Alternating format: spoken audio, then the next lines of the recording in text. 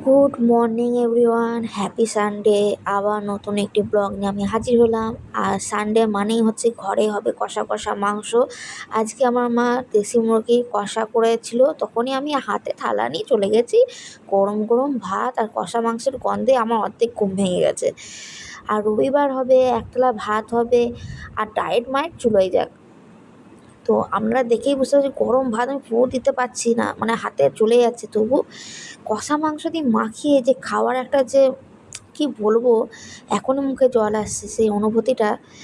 যতই গরম হোক, গরম গরম কষা মাংসের ঝোল আর যদি দেশি মুরগি হয় তো আর তার সাথে তো চূড়ান্ত। তো আমি এখানে গরম গরম কষা কষা মাংস নিয়ে বসে পড়েছি।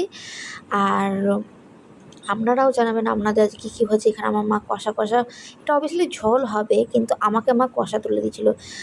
আর রবিবার মানেই হচ্ছে মায়ের সঙ্গে একটু আড্ডা দেওয়া, গল্প করা, একটু কপাল ভাত দেখা, হ্যাঁ, আর কী বলবো আদার্স যে কার্টুন হয় সেসব দেখা। আর এখানে বললাম না মা ঝোল করবে, মা একটু ট্যালট্যালা নিয়ে ঝোল করেছে। আর দেশি মুরগির ঝোলটাই বেশি ভালো লাগে। তো মা এখানে ঝোল করেছে, গরম গরম ঝোল। আজকে আমার সানডেটা বিশাল ভালো কেটেছে। আপনাদের কেমন কেটেছে জানাবেন, আর ভালো লাগলে চ্যানেলটি সাবস্ক্রাইব করতে ভুলবেন না।